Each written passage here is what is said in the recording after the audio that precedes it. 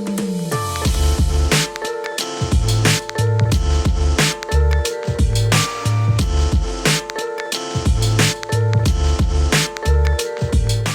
everyone and welcome back to my channel. This is Sharon, and at Sharon Plans I primarily post videos related to budgeting and planning. So if that's something that you're interested in, then please continue to watch. Today's video is going to cover my second paycheck for the month of July. And as you can see, I've already written out my bills and expenses and my cash and savings, as well as my breakdown. And I'm just gonna go ahead and start to fill in my different categories. And if you will notice at the top, for my income, I do work a full-time job, so that is my source of income, my salary, and this is my paycheck that I actually received on 7/3, because I typically use the paycheck from my previous from the last paycheck from the previous month to pay the bills for the first few bills of the following month. So today I will cover the bulk of my remaining bills. So going into my second paycheck for the month of July, I will cover the bills for the first part of September, if that makes sense. I'll just go ahead and get right into it. Just gonna tilt this a bit because it's easier to write. So starting from the top, I'll start to look at my bills and expenses. My first one is my car note. My car note is a total of $440 a month. I have this on auto pay, so I don't really have to worry about this beyond just setting it up, making sure that nothing goes awry, making sure that it comes out. Next, I have my city card, which is $77, and this should go away actually once I receive all my refunds from a previous vacation that we had scheduled that we had to cancel.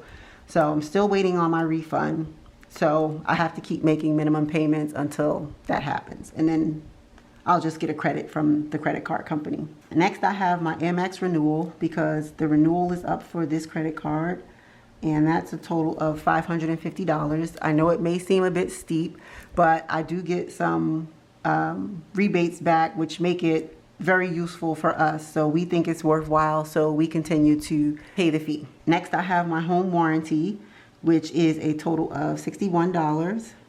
That generally comes out toward the latter part of the month, as does my life insurance, which is $49. And then I'm also going to cover my sling bill, which is $10. It's actually $30, but one of the rebates that I receive from my Amex credit card is $20 off of my streaming services. So it's actually only gonna cost me $10. And then I also have trash, which is a quarterly bill that we pay.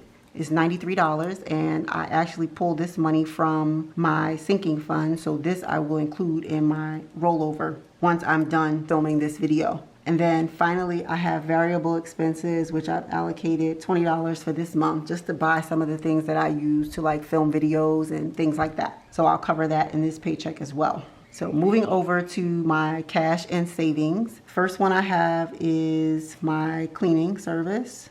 So that's $120. And then my allocation for this paycheck for my son's college fund is $100. I also allocate $100 to my house account, which is an account that I use for anything that I have not budgeted for that comes up related to our house. And I also have my sinking funds, which I've allocated this month $1,101. I also set aside an additional $200 for my 52-week savings challenge. And then last but not least, I have an additional $300, which I'm allocating toward groceries from this paycheck. So let me just get my calculator on my phone and I can add this all up. So starting from my bills and expenses, my car note is $440. And if some of you may be thinking, why are we not being more aggressive about trying to pay this off?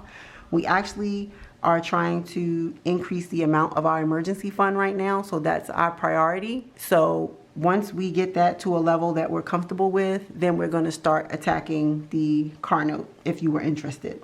So that's $440. Then we have $77 plus $550 plus $61 plus $49 plus $10, $93, and then $20. So that's a total of $1,300 for our bills and expenses. $1,300 even. And then For cash and savings, I have 120, 100, 100, 1101, 200, and 300. So that's $1,921 for cash and savings. Okay, and then just for the breakdown on the bottom, I will add my total income, and then the total from my bills and expenses is $1,300, and then my cash and savings is $1,921. And so I will subtract my bills and expenses and my cash and savings from my income to give me what my balance is moving forward.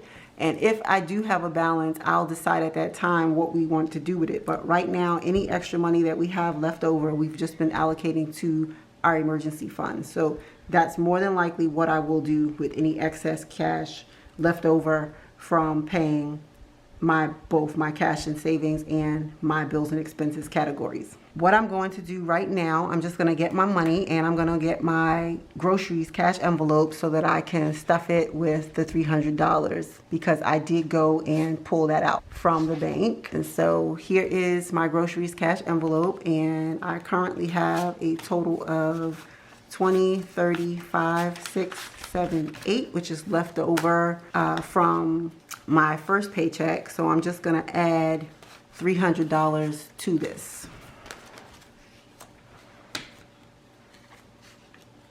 So here's the money that I pulled out of the bank. So just to count this out, this is 20, 40, 60, 80, 100, 20, 40, 60, 80, 200, 20, 40, 60, 80, 300. So I'm going to add this. So now I have a total of $338 for my groceries cash envelope.